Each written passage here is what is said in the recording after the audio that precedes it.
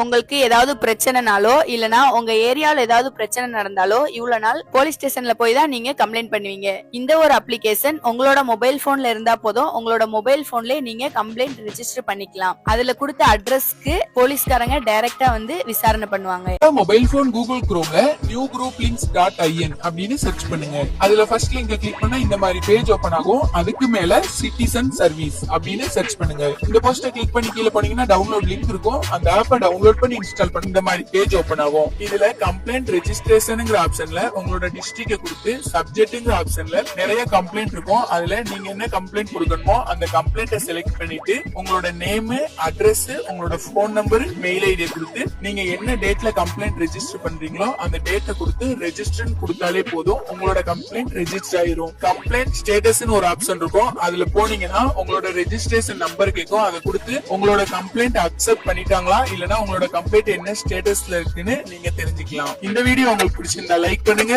உங்க ஃப்ரெண்ட்ஸ்க்கு ஷேர் பண்ணுங்க. வேற ஏதாவது அப்ளிகேஷன் வேணும்னா கீழே கமெண்ட் பாக்ஸ்ல கமெண்ட் பண்ணுங்க.